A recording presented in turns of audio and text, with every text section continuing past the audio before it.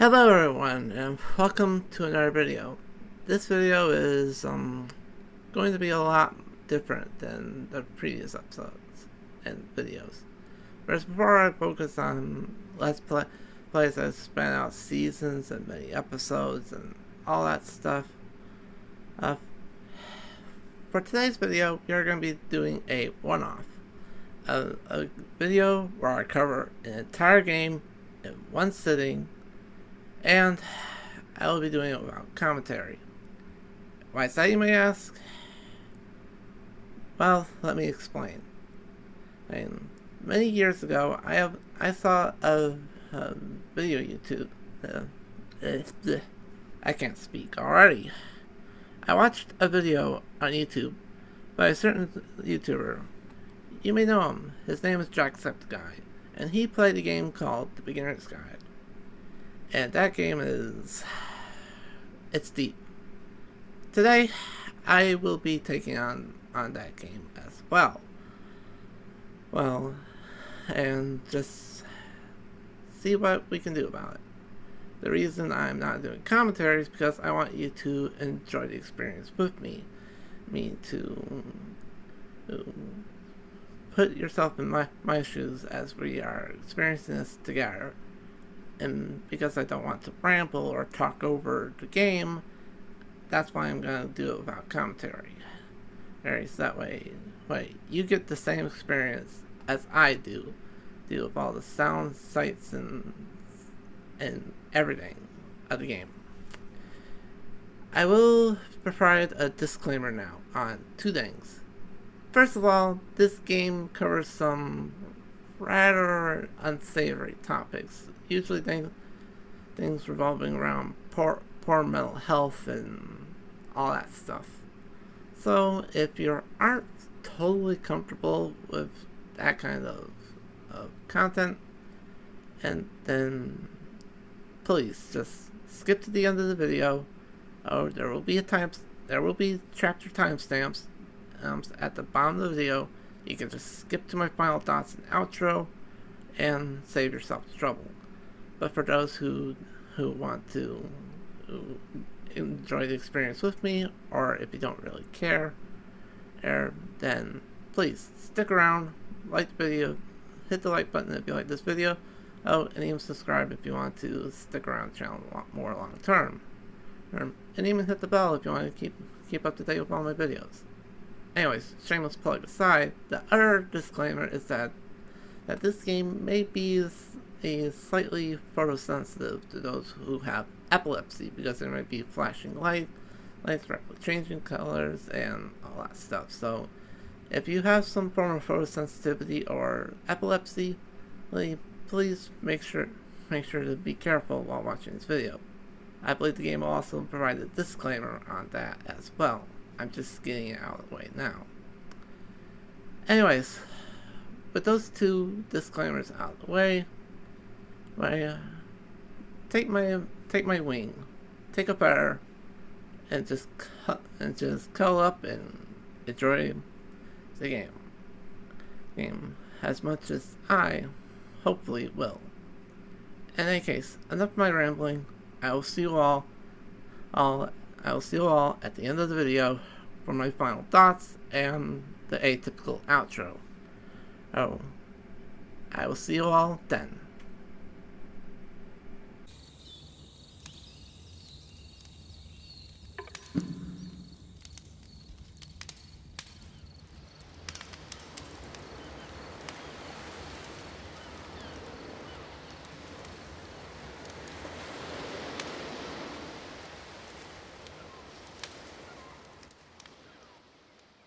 Hi there.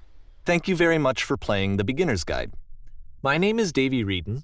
I wrote The Stanley Parable, and while that game tells a pretty absurd story, today I'm going to tell you about a series of events that happened between 2008 and 2011. We're going to look at the games made by a friend of mine named Coda. Now, these games mean a lot to me. I met Coda in early 2009 at a time when I was really struggling with some personal stuff, and his work pointed me in a very powerful direction. I found it to be a good reference point for the kinds of creative works that I wanted to make. So just to start you off, this is, I think, the first game he ever made. It's a level for Counter-Strike. You can walk around here, by the way. And mostly it's just Coda learning the basics of building a 3D environment. But what I like is that even though he starts from the simple aesthetic of a desert town, he then scatters these colorful abstract blobs and impossible floating crates around the level. And of course, it destroys the illusion that this actually is a desert town, and instead this level becomes a kind of calling card from its creator. It's like a reminder that this video game was constructed by a real person. And it kind of makes you wonder, what was going through his head as he was building this?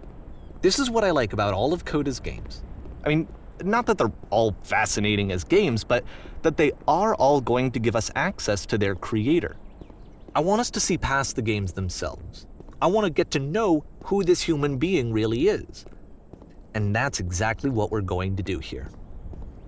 So, it's 2008, Coda starts making these games, and he never releases any of them.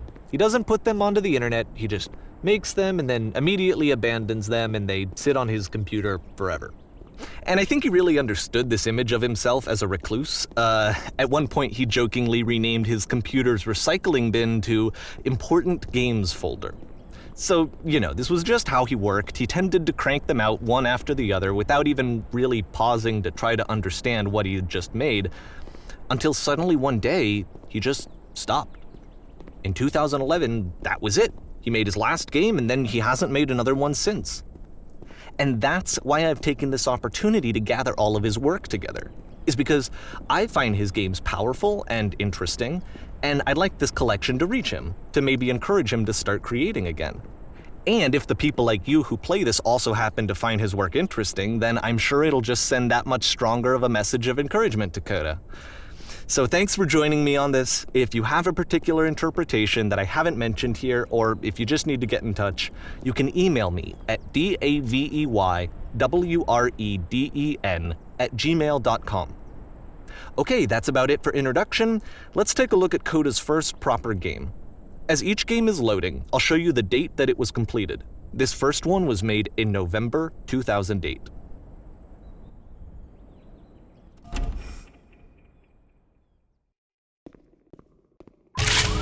Warning. Whisper machine active. Shift destruction imminent. This game is called Escape from Whisper, and it's one of the more generic games you'll see from Coda.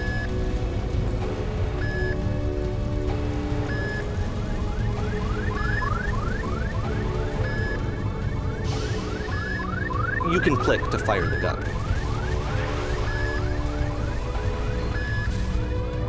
Security call breached. Hostile alien life form inbound. It kinda looks like this game was abandoned mid-development. For instance, you have this gun, which you'd think would indicate that there are supposed to be monsters or enemies somewhere, but then clearly there are no enemies anywhere. You can't even reload the gun when you run out of bullets. But ultimately we don't really know. Maybe Coda thought that actually it was complete the way that it is. And I think that we should talk about his games for what they are, rather than for what they're not. Enemy force neutralized. Begin ship evacuation. I love how you can see the bottom of the universe from this room.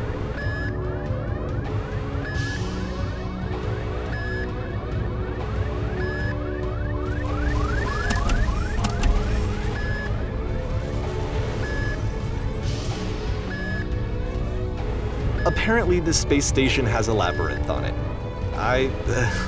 Sure, I don't know. There's really no reason for it that I've ever been able to discern, so in the interest of time, I'm just gonna skip you on past it. Okay, this is the part that's interesting. The game has this narrative about the Whisper machine and how it has to be turned off, and then you get to the engine room. Hey, you there, in the engine room. You could save us all. That beam is powering the Whisper machine. We could disrupt it by introducing a great enough heat signature. If your body could stop the beam. It's so much to ask, but for all of our lives, would you do it? Could you give yourself?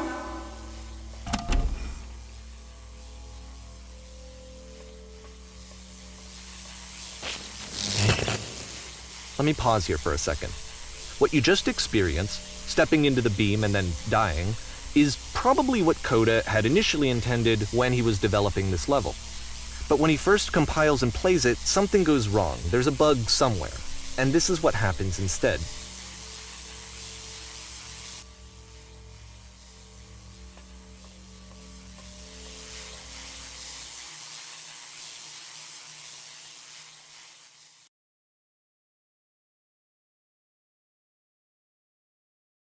The beam causes you to start floating. And this is an important moment for him. Because yes, this is technically a glitch, but Coda identifies something human about it, like how small it makes you feel in the face of this larger chaotic system. Or this floating could be the afterlife, a peaceful place, juxtaposed against all of the hysteria that you've just had to traverse. I don't even know. I have no idea what he was thinking, but what's clear is that after making this, something lodges itself in his brain. He wants to do more of these really weird and experimental designs. So he stops work on this and moves on to a stream of tiny little games that go in all sorts of directions. Let's go ahead and take a look at the first game he made after leaving this one behind.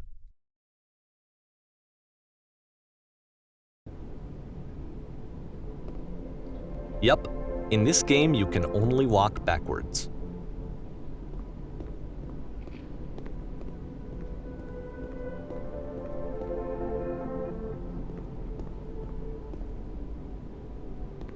So it's a short and relatively minimalist experiment combining motion and narrative.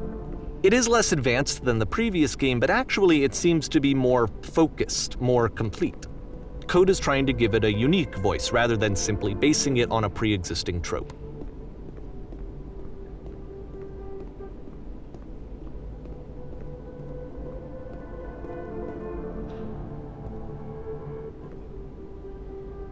It's a short little thought, it says what it wants to say, and then it ends. Didn't need anything more than that. Which to me is why it works, because it gets out quick. Okay, next one.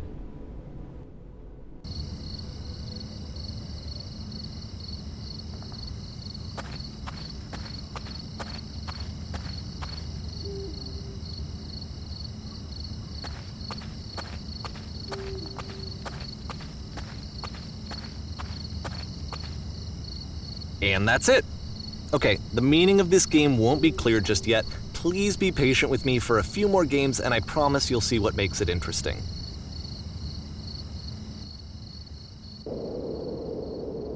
Oftentimes, Coda would put bizarre titles like this one at the start of his games. I wish I'd known him at the time that he was making these early games. He would really only talk to me about his work as he was making it. Once he stopped work on a game, that was it. It was dead to him. And I don't agree with that at all, but what are you gonna do?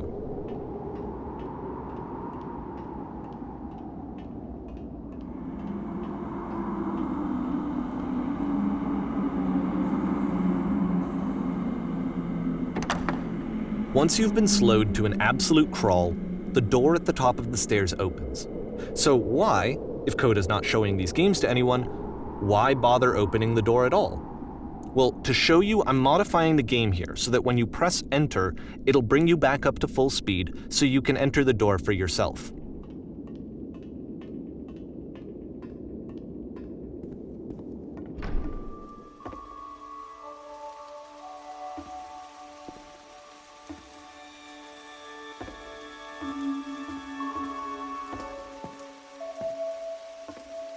A room that's warm and nice and filled with little ideas for games.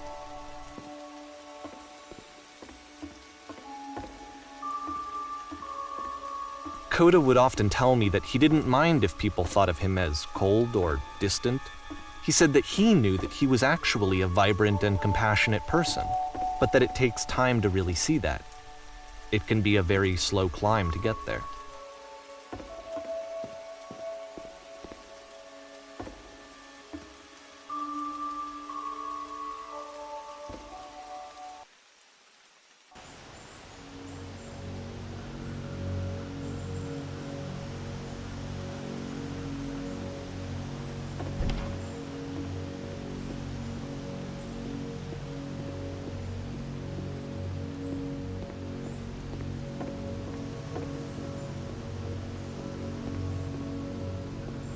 Well, this is new for Coda. It's an actual puzzle. Go ahead and see if you can solve it.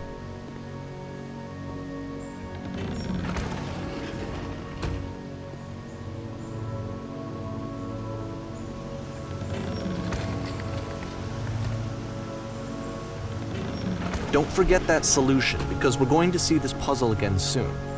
We're going to see it a lot.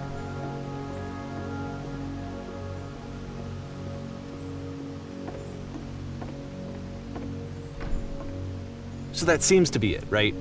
You walk down a corridor, you solve a puzzle, you get to the end. Simple enough. All right, now I'm going to modify the game again so that when you press enter, it'll remove all of the walls from this room.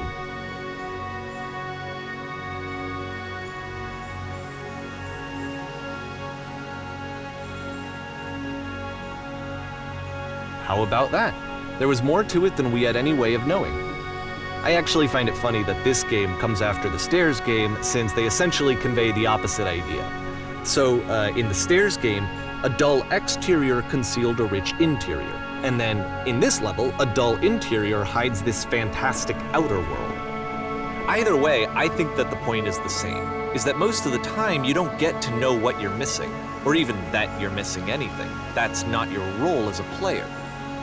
So if your role here is not to understand, then what is it?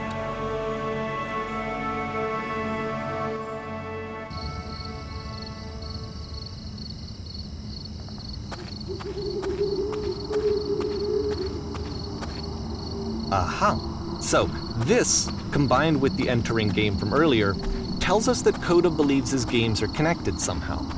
It could even be that the Stairs game and the puzzle game are literally connected in between this and the entering game. There's a bigger picture that all of his games are meant to play a role in, some larger meaning that we won't be able to grasp until we've seen all of them. And once we have, we can step back and start to understand what exactly that bigger picture is.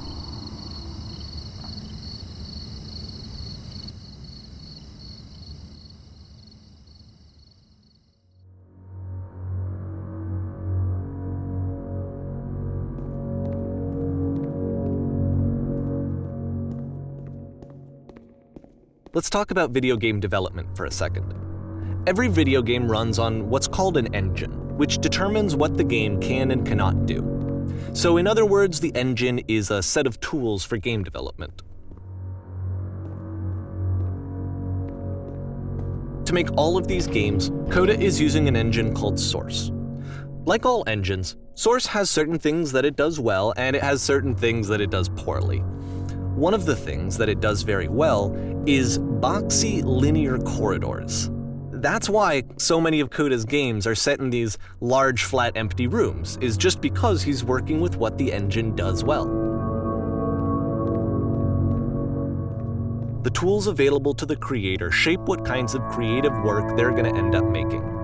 You might consider paying attention to the architecture in Coda's games to notice how they seem to stem from an engine that's very good at producing linear, boxy corridors.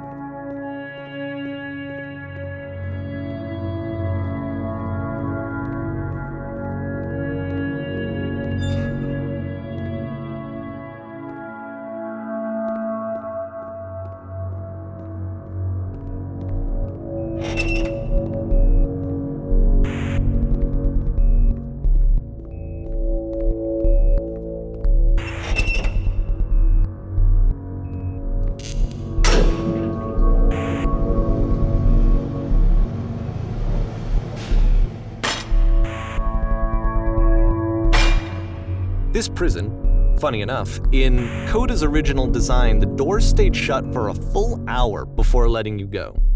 If you don't mind, I think we're gonna skip that. This is something that he and I used to argue about a lot. You know, whether a game ought to actually be playable, whether it means anything if no one can get through it. And I would always defend that, all this work goes into the game, why not make it playable and accessible? And so we just got into heated arguments over it, and there was one time that after one of these conversations, he went home, and a day or two later, he sent me a zip file entitled Playable Games that was full of hundreds of individual games, each of which was just an empty box that you walked around in and nothing else. Believe me, I played every single one of those just to find out if there was like a gag hidden somewhere. There wasn't.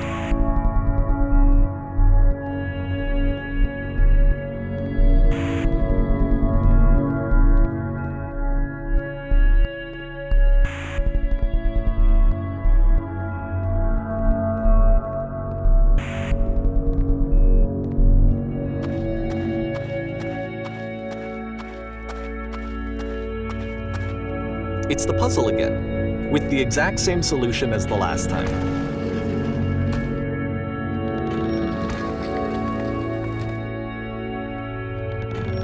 There's still no clear indication of what makes this puzzle so special that Coda is going to return to it over and over. But I promise I'll share with you my interpretation very shortly.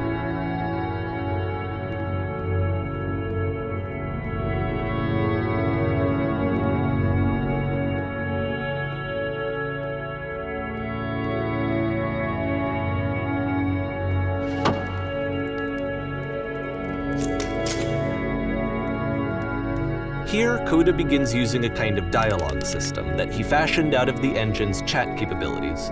Use the 1, 2, 3 buttons on your keyboard to respond.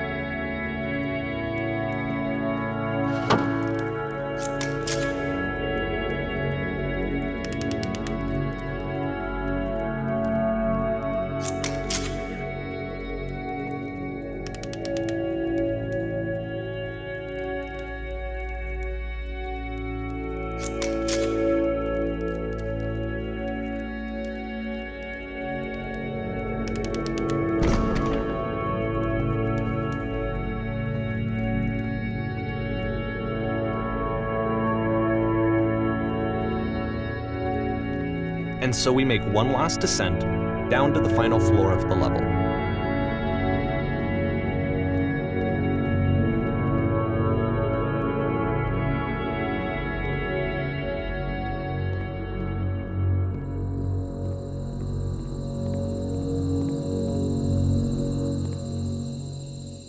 It's a lamppost.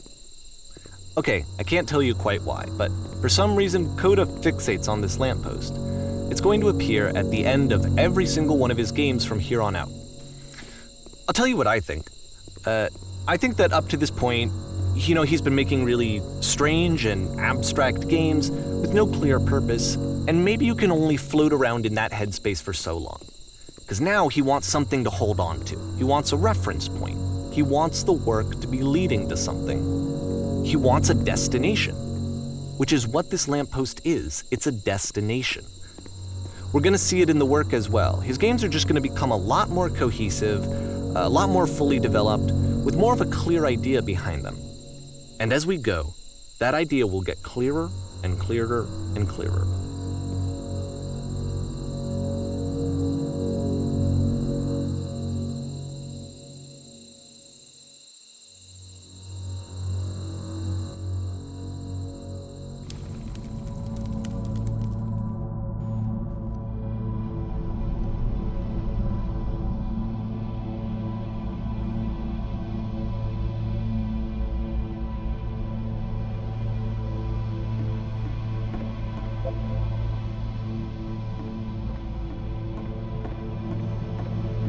So first off, I'm sure you can deduce this, but this game is not connected to the internet. All of the notes that you're gonna see have been written by Coda. This was actually the first game of his that I ever played. This was shortly after I met him at a weekend game jam in Sacramento, where I grew up. I saw him working on this very level, and it was just so different from anything that anyone else was doing. So right away I was like, I have to be friends with this person. In retrospect, I think I was probably a bit too pushy, trying to get his attention. I was over-enthusiastic. But he was very gracious about it and very patient with me. And I cooled off eventually. Oh, feel free to skip over any of these notes if they're not doing anything for you. Nothing extra is gonna happen if you read all of them. Either way, to me they convey a sense of loneliness. I see this person who's filled with thoughts and feelings and beliefs and has no way to express them except as scattered and unheard voices in a game that wasn't meant to be played.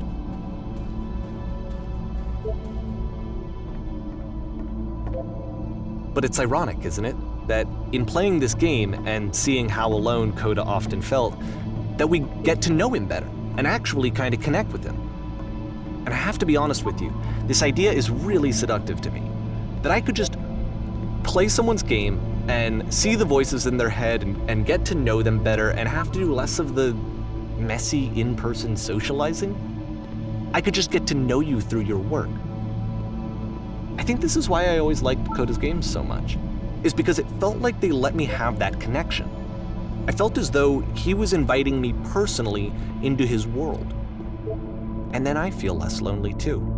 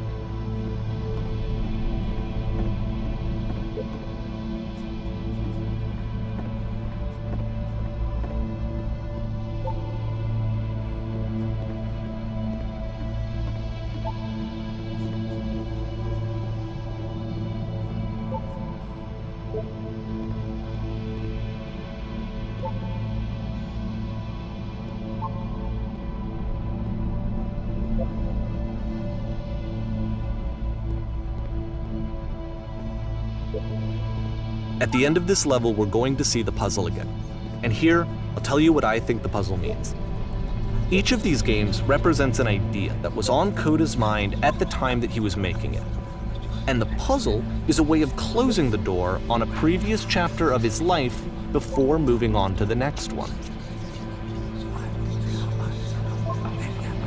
In each of his games, after exploring a theme that, he might find difficult, Coda can then place this puzzle that he knows has a reliable solution, he understands exactly how it works, and so it gives him a simple mechanism for moving on.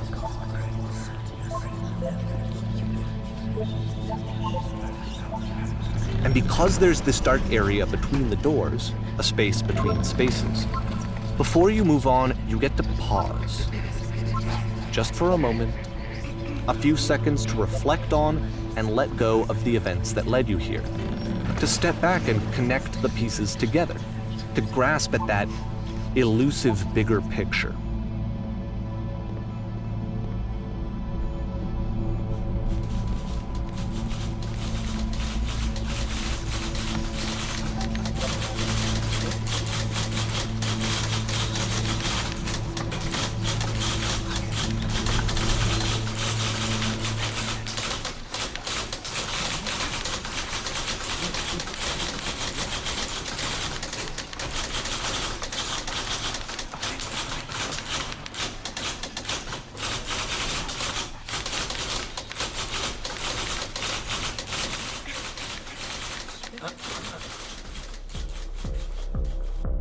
Okay, this one is tough. It's gonna kinda just spin its own wheels for a few minutes. Hang with it.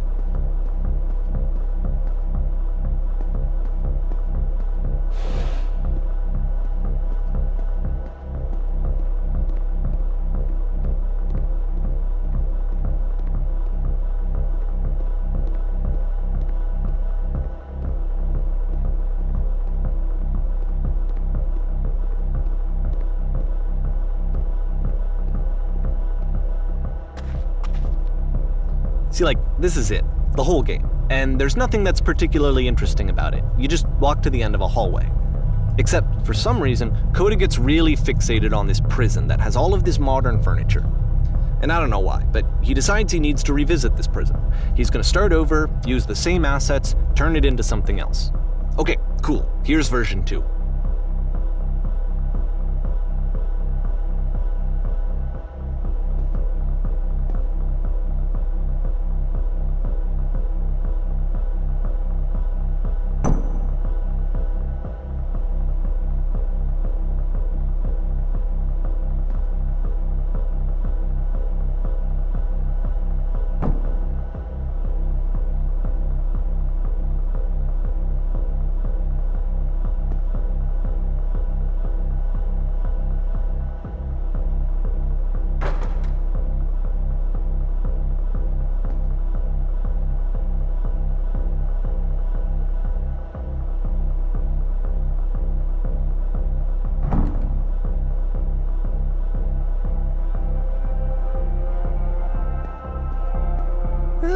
There's a bit more to this one, but still it's not really communicating anything. It's kind of just weird for weirdness' sake.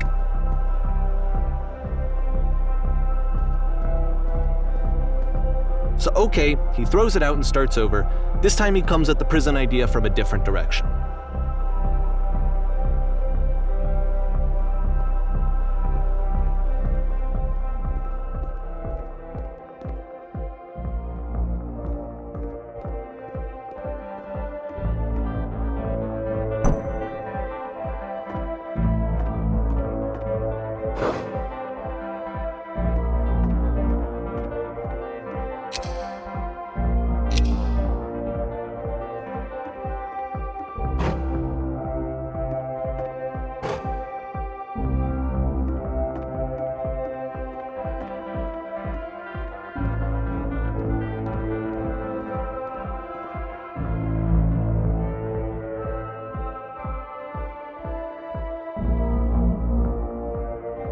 And of course, now the table is gone and you can't begin the chain of events to escape. Here's a version where there are no bars, but you can't actually get to the well. And then a version where the inside of the prison is the outside and the outside is the inside. Let me just blink you real quick through a few more of these. I mean, he really unloaded on this prison idea. There's nearly a dozen of them. Personally, I think it's awful to watch this, to see a person basically unraveling through their work. And for what? Like, at what point do you just go, maybe there are game ideas other than this prison that I could be working on? But Coda doesn't have that voice telling you to stop, that particular mechanism of defense against yourself. Without it, you just spiral. And so he keeps going and going and going and going and going, and then he hits on something. And he likes it. And that's it. He's done. He stops making prisons. This is the very last version of the prison game that he created, and the reason I think it works is that the prison is not actually in it.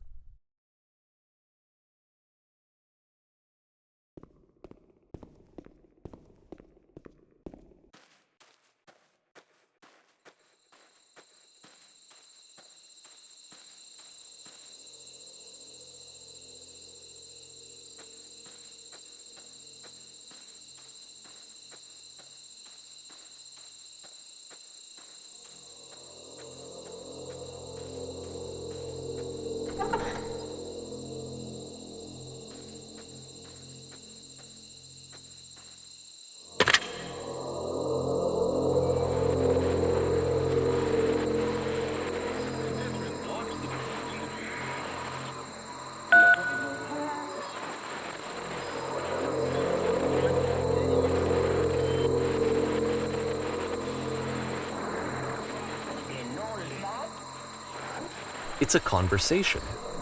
And so this is what Coda wants, is to be able to talk to someone, to share what's on his mind, and to get some good advice from someone who knows. But the irony is that even in this scenario, you're still talking to yourself. You know, all of these games so far are Coda talking to himself.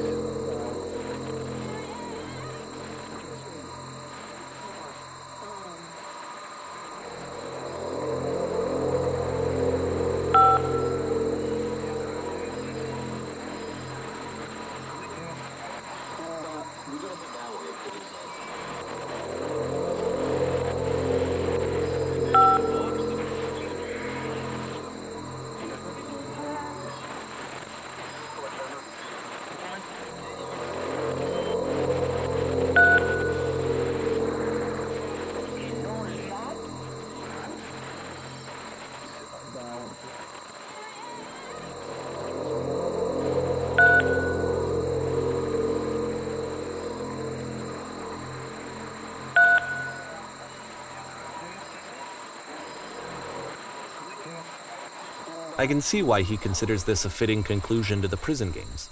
After all of the obsession and frustration, just to be told by someone you can trust that things are going to be okay. Wouldn't that be nice?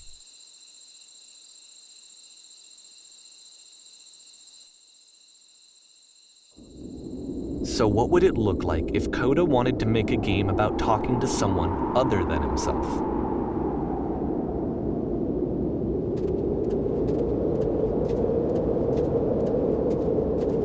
To me, this environment is meant to represent Coda's puzzle, with the two doors on either side and a dark transitional space between.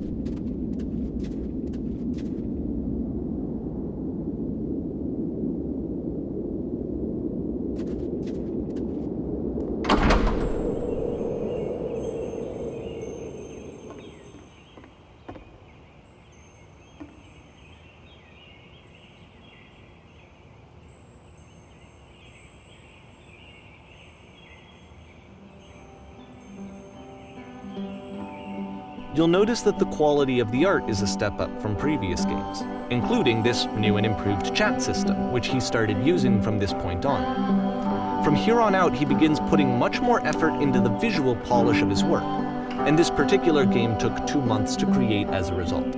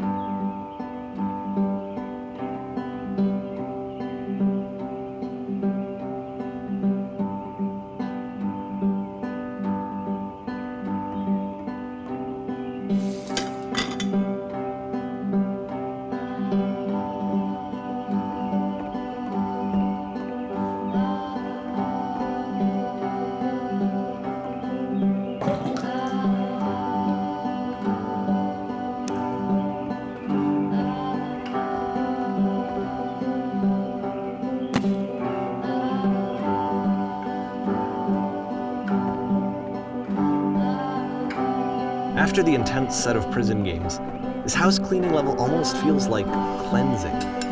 It's the moment after a particularly difficult or traumatic experience where you just need to let it sit and digest inside of you, and eventually cohere into something meaningful.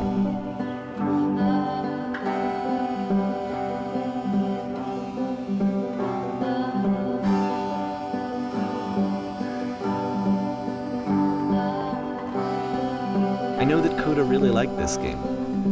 Of all of his work, actually, this was the only one that he called me up to ask me to come over and look at it. This was during a period of a few months where he was like grossly happy all the time, just walked around with a constant smile on his face.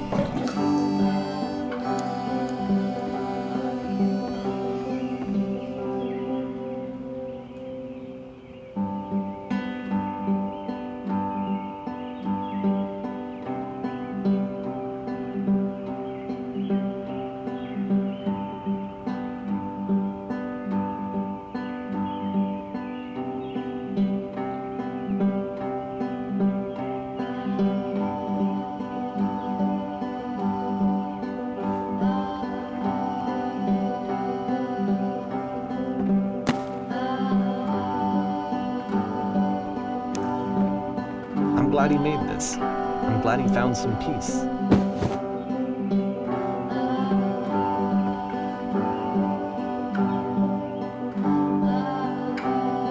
But, of course, it can't last. The music stops, your companion is gone, it's time to leave. The door at the top of the hill is now open as well. Again, you can't stay in the dark space for too long. You just can't. You have to keep moving. It's how you stay alive.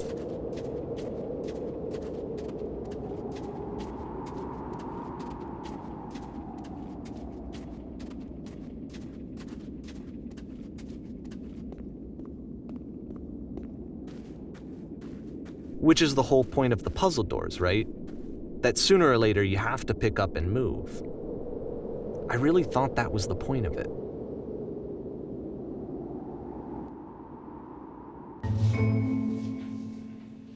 This one gets a bit goofy.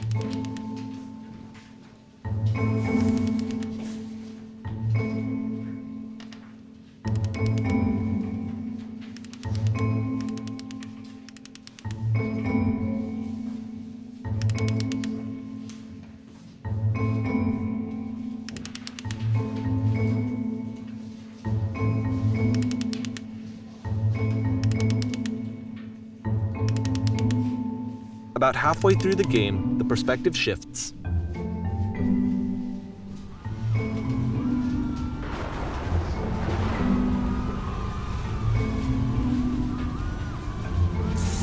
And you play as the teacher. And suddenly, you discover that your teacher is just as bigoted and afraid as you are. Oh, and also you can move around the classroom now.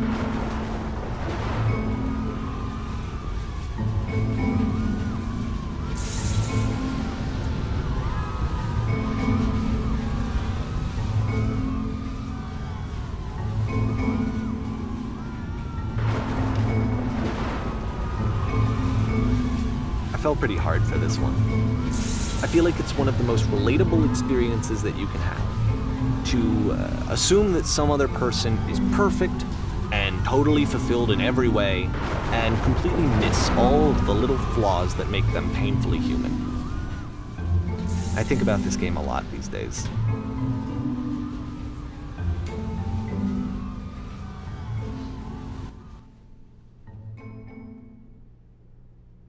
This one took a lot longer than all the others for Coda to make. It was 4 months between this and the last one. That's twice as long as it took him to make any other game before this, and it's not like it's particularly complex, so I remember I found that a little strange at the time.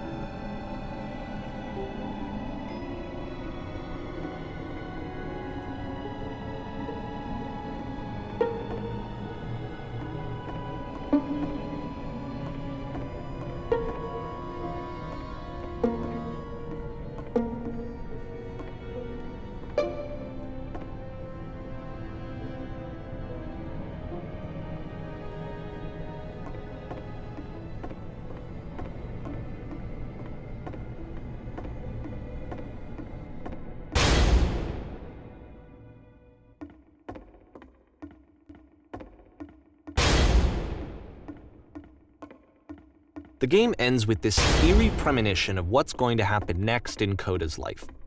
The solution to social anxiety, to fears of having to perform and having to chase success, the answer for Coda is to withdraw, to hide himself away. Which is what leads to scenarios like the stairs that slowed you down several games ago, where it just becomes harder and harder to access Coda's inner landscape because he keeps retreating. He just keeps backing away from possible connections to anyone other than himself. And to be honest, I didn't consider it very healthy when I first played this game. You know, it looked to me like he was trying to justify the idea of just disconnecting yourself from the world. And that wasn't what I wanted for him or for his games. Because I feel like a lot of his games are inviting me to connect with this person, to bring him closer. But what can you do? After this, Coda went off and took another 5 months to make a new game.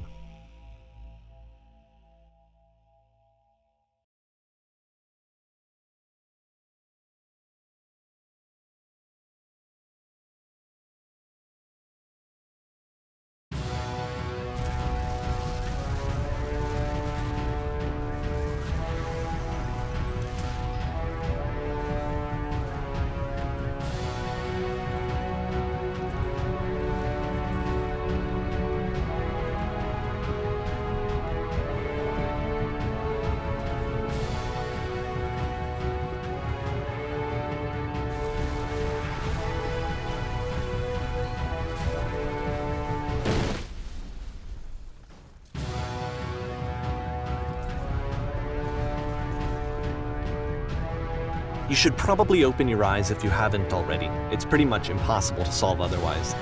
And there is a solution, by the way.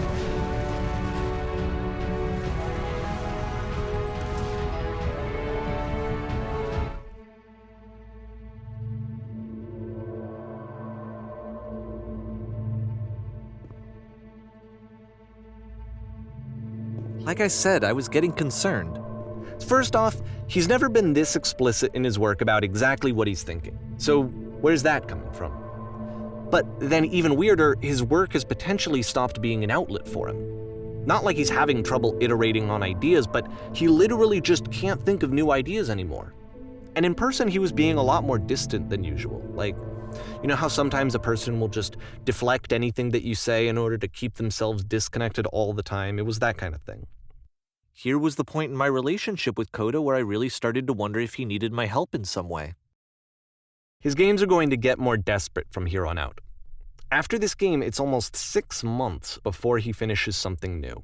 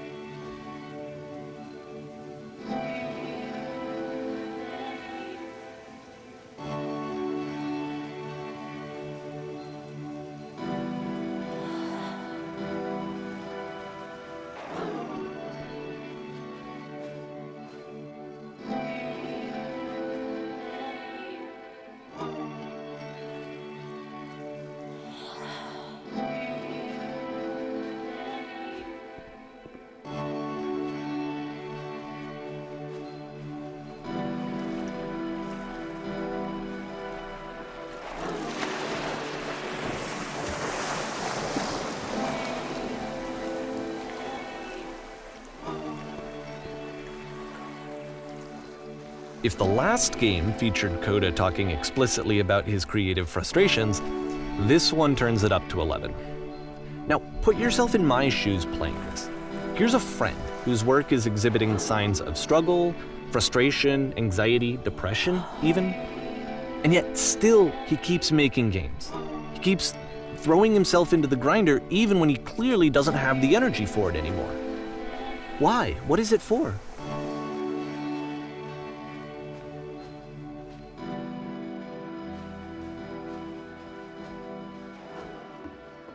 Because from my perspective at the time and just what I knew of him, this was a result of how isolated he was. He was in his own little bubble, just sitting at his computer all day, not really showing these games to anyone, not releasing them onto the internet. And so he didn't have anyone outside of himself to connect with. He had no outlet to ground himself on.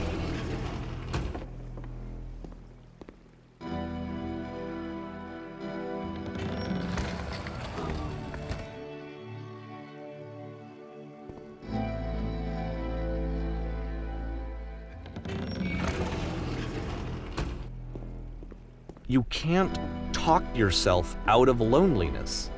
It doesn't work that way. You can't be the one writing both the questions and the answers. Then there's no movement. Then there's no circulation. If all of your anxieties are being channeled into your work, then if the work ever fails, you have no backup and you're just going to crash.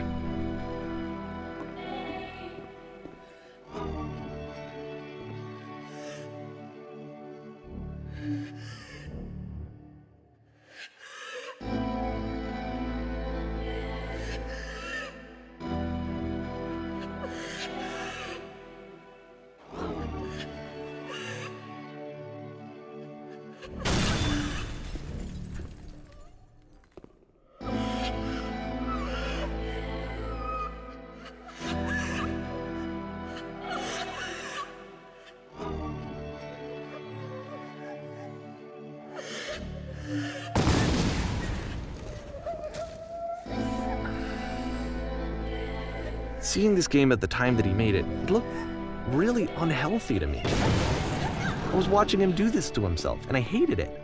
I hated seeing him so trapped. It's like, video games are not worth this amount of suffering. This is someone I really cared about, and I used to get so much joy out of seeing him create. For him to suddenly become angry and frustrated like this, it was the worst thing for me. I don't know. This is what I felt at the time. I don't know how else to explain. I wanted it to stop more than anything. I never felt so rotten. I needed more than I had ever needed anything for this to stop. But it didn't stop. After finishing this one, Coda takes another 7 months and comes up with a new game.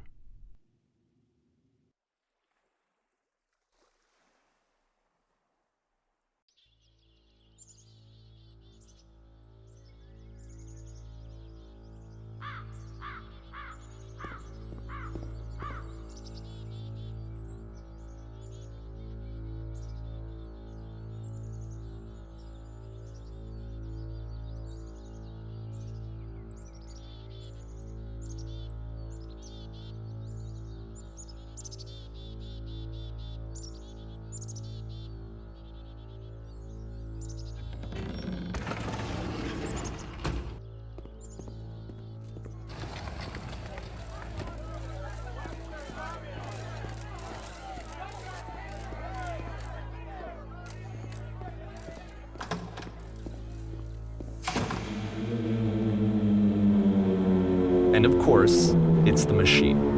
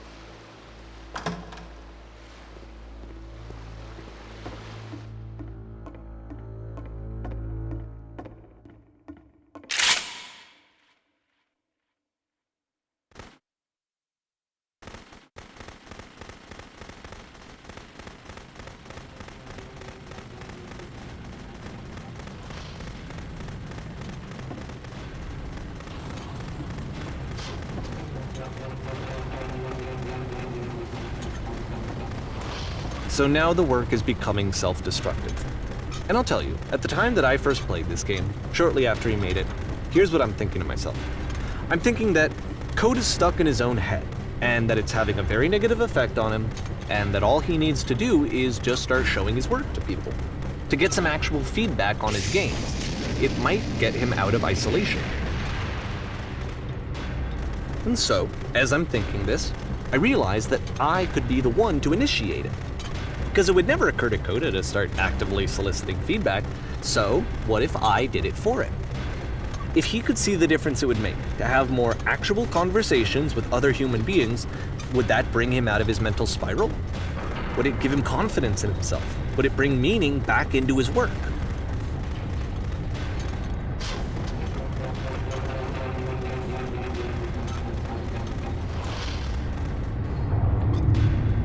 So I started showing Coda's work to people. I took this one, and the islands which you just played, the theater, the notes, the house cleaning game, and some of the prison escape games. I brought them to people that I knew and trusted. I asked their opinions. And the great part is that they really loved his games. You know, the point of it all was just to give him some external reference point, but they genuinely loved his work. There was nothing for him to be afraid of.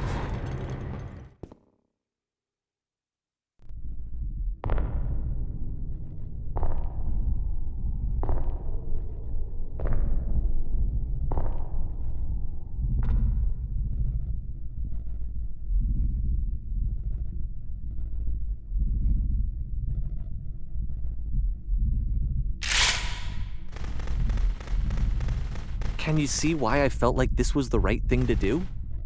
Because it's the thing that I always feel like I need, to be told that my work is good, that I am good. When someone really connects with a thing that I've made, when they see themselves purely in my work, there's nothing that feels better. And I got to give that very same feeling to my friend. I did something, I really felt like I'd done something good, like I was a good person. I felt like there was a friend who was in trouble and was unhappy and maybe didn't like themselves, and I could fix it. If I could give him this gift, maybe I could fix the problem. When they told me how much they enjoyed his games, it was the best feeling. It was the absolute best feeling. It made me feel so happy, so beautifully, beautifully happy.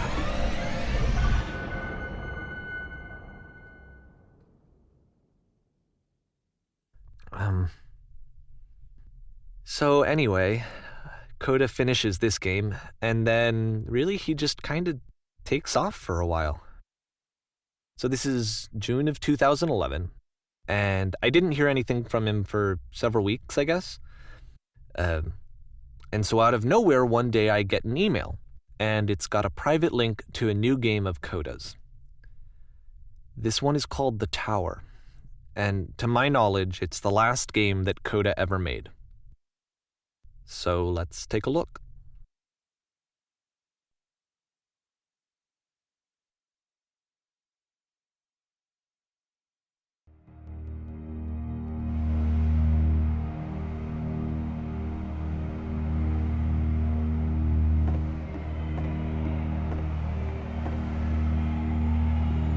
And this is where I have trouble saying anything meaningful about Coda's work.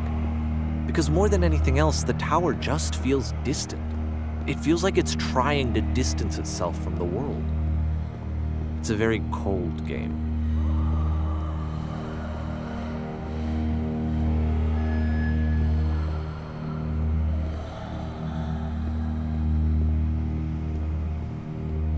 This room actually has a maze in it.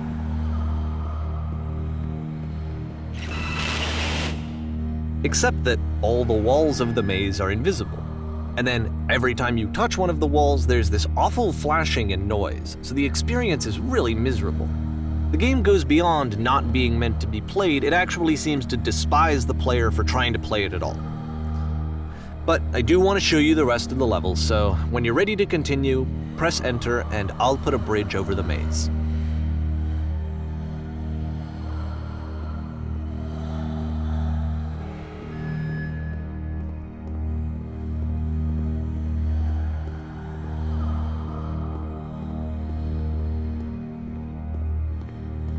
And to be fair, it's not like this is the first game that's needed some modification to be playable. Like the house cleaning game. You know, that one used to actually loop the cleaning chores and you just cleaned a house forever. I had to cut it off so that you could exit the house and the game would actually end. But that game had an idea that it was actually trying to communicate. What's the deeper idea behind the invisible maze?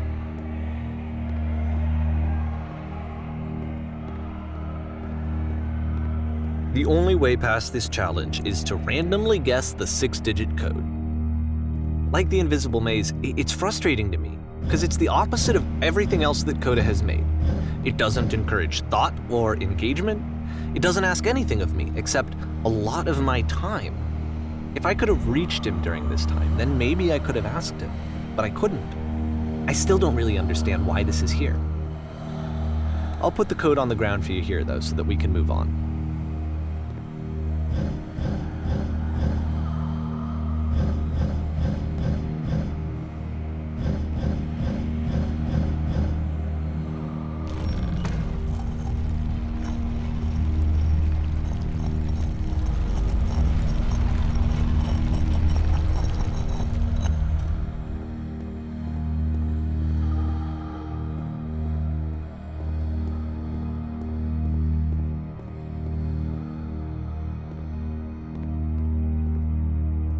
The switch to open this door is actually on the other side of the door, meaning that it's literally impossible to solve from this side.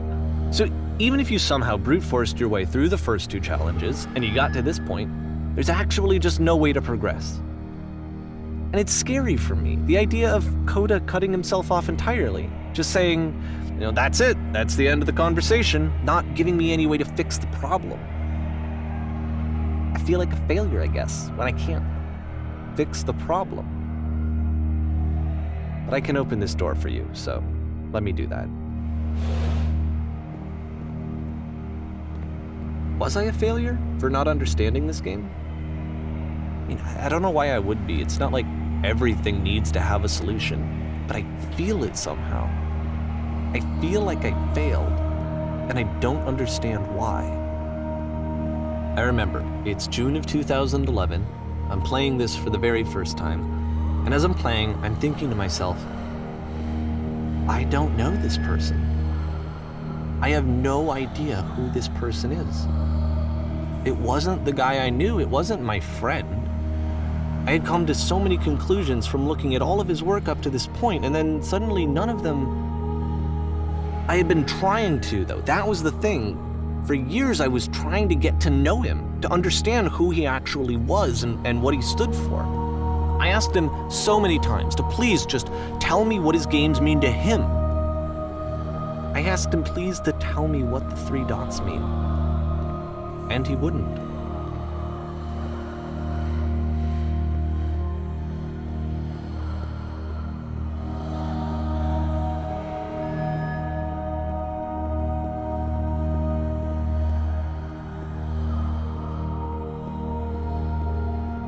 I just felt so strongly that if I could have connected with him, that if I could have somehow made his work my own, that I would finally be once and for all happy. It was that I needed to see myself in someone else. I needed to be someone other than me. But he stopped and left, and it felt somehow like I had failed.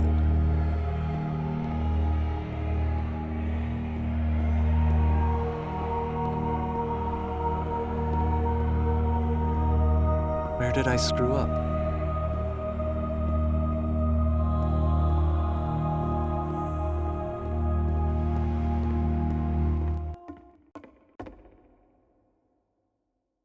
I'm the reason that you stopped making games, aren't I? It's because of what I did. I poisoned it for you.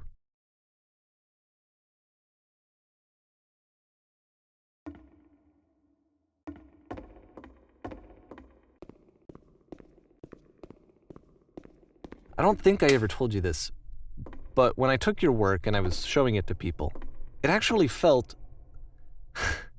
it felt as though I were responsible for something important and valuable.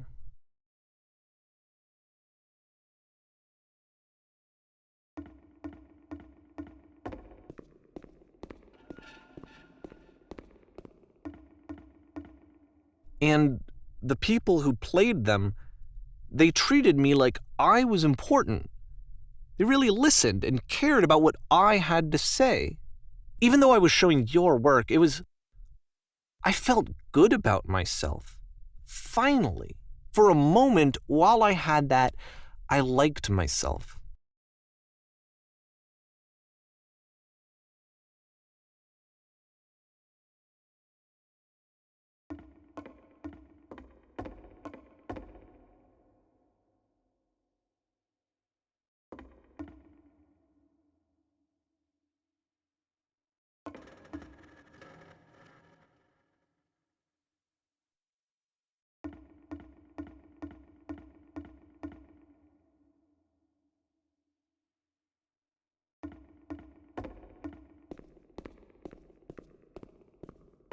And then you stopped, and I didn't have anything left to show people. I just had to be with myself. And as soon as that happened, there was no feeling at all. Nothing. Less than nothing. What does that mean?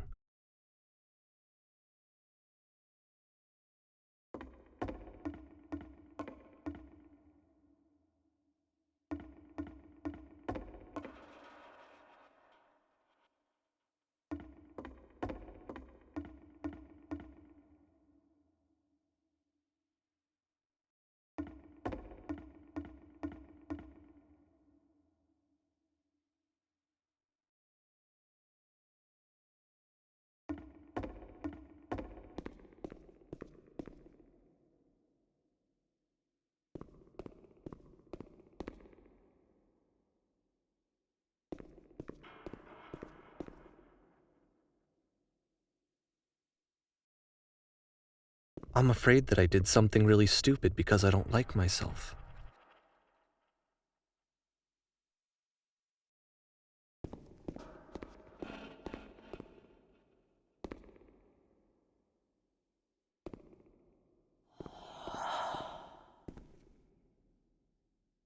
That's why I'm releasing this collection of your work, is because I haven't been able to find any other way to reach you.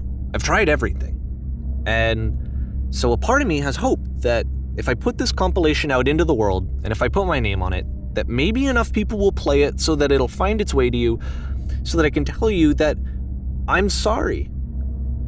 I know I screwed up. If I apologize to you truly and deeply, will you start making games again? Please, I need to feel okay with myself again. And I always felt okay as long as I had your work to see myself in. I mean, is something wrong with me? Because I know that I did an awful thing, and I'm doing it again right now. Like, I'm showing people your work, but I can't stop myself from doing it. That's how badly I need to feel something again, like I'm an addict. There has to be something wrong with me. Can I apologize? What if I tell you I was wrong? Will that work? Will that fix it? I don't know. I don't think it will, but there's nothing else that I can do. Just tell me what you want. I'm sorry. I'm sorry. Please, start making games again. Please help me. Please give me some of whatever it is that makes you complete. I want whatever that wholeness is that you just summoned out of nothing and you put into your work. You were complete in some way that I never was. And I want to know I want to know how to be a good person. I want to know how not to hate myself. Please. I'm fading, and all I want is to know that I'm going to be okay.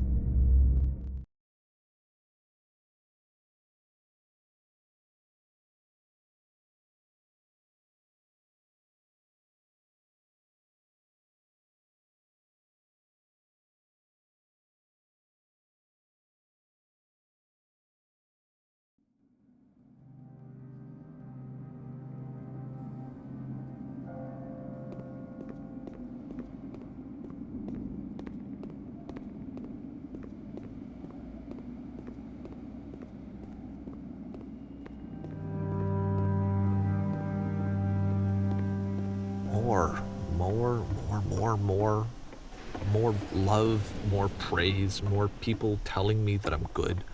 Always more. It's like a disease.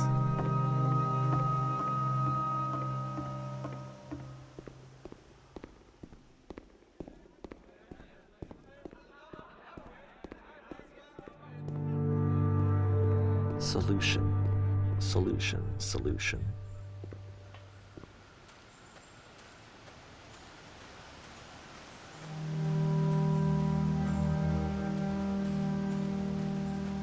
I guess if someone had told me ahead of time that he just really enjoyed making prison games, maybe I wouldn't have thought he was so desperate. I wouldn't have told so many people that he was depressed. Maybe he just likes making prisons.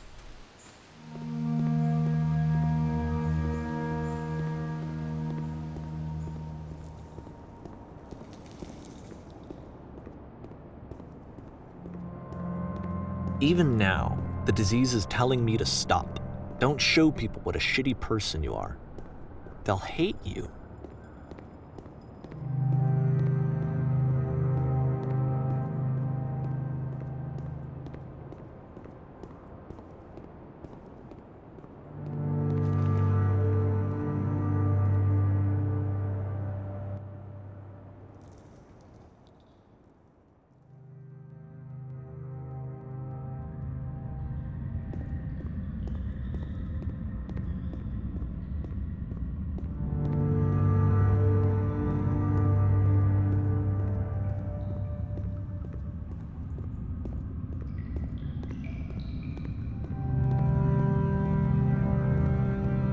If I knew that my life depended on finding something to be driven by other than validation, what would that even be? It's strange, but the thought of not being driven by external validation is unthinkable. Like, I actually cannot conceive of what that would be like.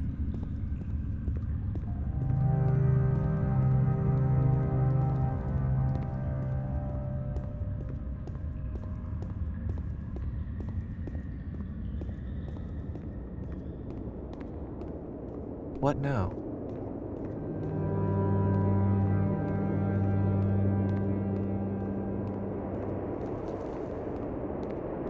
I think I need to go.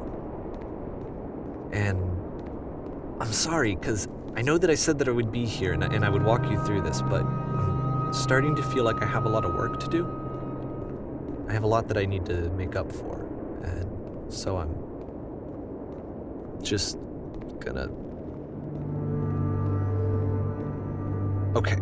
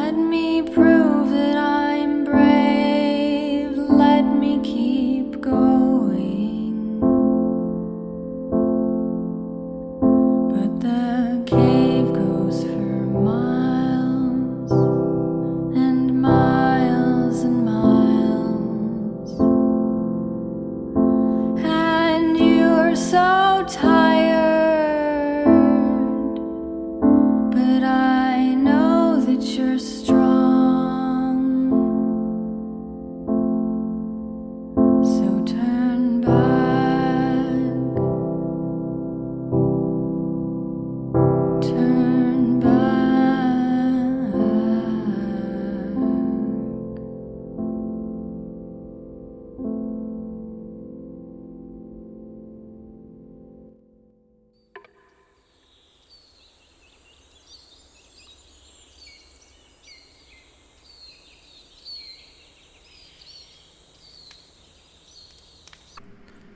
And welcome back, everyone. Where do I even begin? Well, first of all, I do want to thank you all for sticking to the end here. I really appreciate that. Before I go on with that, let me just get my mind together and get my last thoughts in.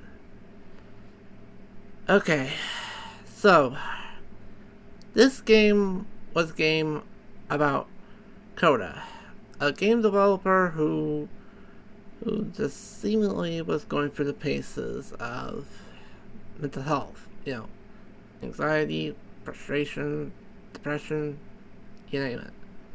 And Davey Weirden, thankfully not the real one, as that was debunked a while ago, Davey was trying to help his friend and trying to do it.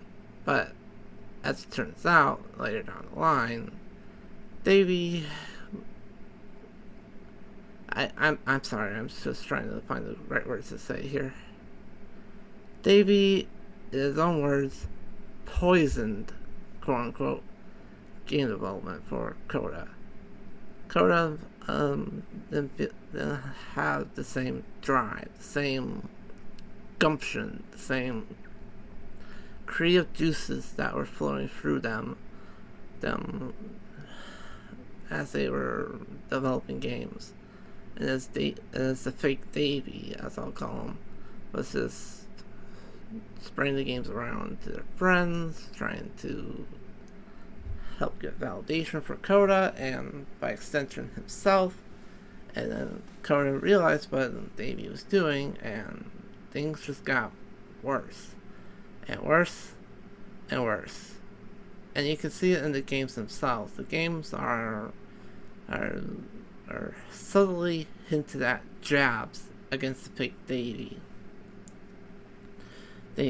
Like Coda was hinting at Davey that Davey was the reason why their games have been getting more sporadic, less creative, and more taxing, mentally, and I guess you could say physically or even spiritually. But Davey just didn't take the hint, and with each game that Coda made, we saw that it was getting less and less subtle. Coda trying desperately to tell Davey that Davey's the reason for everything, and Davey thinks that Coda is being self-destructive, of like going through the paces of very poor mental health. And then all accessibility were just ripped open with that final game for the epilogue, the tower. And Coda just simply did not hold back any longer. He made the game impossible. From the epilepsy warning disclaimer that I had at the beginning of the video about that invisible maze with the flashing red lights and the god-awful sounds, to the code, to that thing we had to basically build a bridge over so that we could actually progress, to that code that you would have to randomly guess otherwise, but Davey brute forced it and found the solution to the game. Well, not really a game, the code, found a solution to the combination. And then you drop down to that pit where it's literally impossible to get by unless you were Davey, who could just hack the game to open it up from the other side and then continue on like nobody's business. And as you heard towards the end, Davey the fake Davy, he just continued to unravel himself, essentially, realizing that oh shit, what have I done? But by that point, as we all know, it was far, far, far too late for any sort of reconciliation.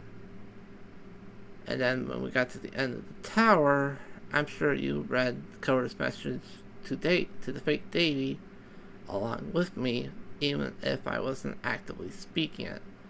Basically, Coda telling Davy, you are the reason for everything. Please stop talking to me. I don't want you in my life anymore. And when you finally realize what is wrong, don't say anything to me. I'm done. And so what does the fake Davy do?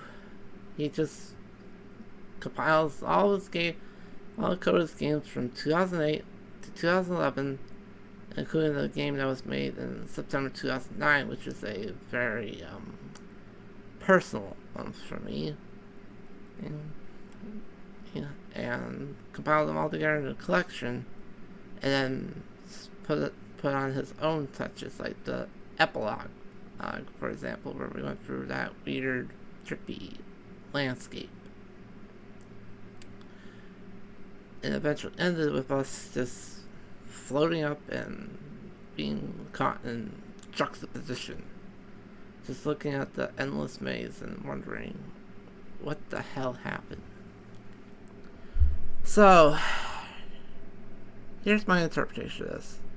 It's clear that Coda and the fake Davy were friends. Would you argue good friends? Possibly.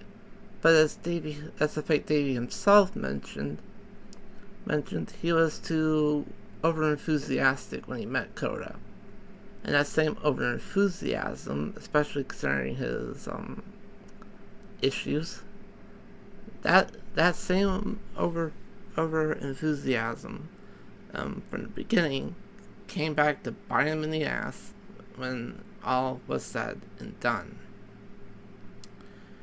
And while having a normal amount of enthusiasm and all that stuff is healthy, what isn't healthy is just trying to basically bend someone's arm behind their back and trying to do what Davy was trying to do to Coda.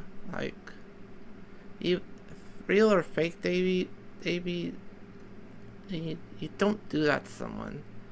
And you have to let humans, and that means actual human creativity, like people like you and me, the game devs who spent countless decades honing their craft, artists who spent countless centuries honing their craft, and musicians who spent similar centuries honing their craft. Actual human creativity, you just have to just let it be free roam, like Anos in the wild grass in the Pokemon games, or just wandering around in the open world of like Pokemon Sword and Shield. You have to just let the creativity just flow unabated. Let people create what they want to create. Let people just do what they want to do. Because when you try to force the issue, when you try to force people to make what you want them to make instead of just letting them do what they want, they will resent you. And with resentment comes hate. And with hate comes what we saw in the beginner's guide. A fractured friendship with one person being in complete and utter denial until the very end, where the ex-friend had to basically spell it out to them that they were the problem. So, I suppose my personal moral story is to reiterate a previous point. Let people create what they want to create. Support people the way that you yourself would want to be supported. It goes back to the old saying, treat others the way that you yourself want to be treated. If you want to be coddled, called, loved, have many friends around you, be nice, friendly, romantic, even, and just silly, even, then show that same dedication, determination to others. Be nice to your fellow people. People will build genuine connections with others. Just be who you want to be, and if they create stuff, let them create what they want to create. Right? If you want to support them and help and have them create stuff for you on occasion, and that's fine. That's why some artists take commissions. But the main thing is, don't force them to make what you want to make on a consistent basis. It's because they have other stuff that they want to create. Hey, game developers want to create different games outside the genres that they want to do. Artists want to do art pieces of art that may be different from their previous works. Musicians may want to divulge into different genres, like an EDM producer going to something like pop rock or something. Just let people create what they want to create, and support people genuinely and happily. If you do all of that then you'll have that same mutual respect, that same mutual friendship, that same mutual platonic and or romantic love, that same camaraderie that makes us humans, well, human. Because if you go the opposite way, then people are just going to treat you the same way. They don't want to do anything with you. They want to ostracize you. They want to exclude you. They basically treat you like a tumor, like what Coda said what Davey realized. Davey poisoned it for Coda, and if you do the similar thing, you will poison it for others, and then they will grow to resent you, and then slowly cut you out of their life until eventually the straw breaks over the camel's back, and you just realize, oh shit, what have I done? And by that point, it is far, far, far too late. In any case, thank you all for watching. I know this has been a very weird Thanksgiving special of sorts, since this video will be coming out on Thanksgiving, but I just wanted to take this time to just say thank you. Thank you for all of the support, for all of the love, for all of the support and everything that you have given me for my entire YouTube career.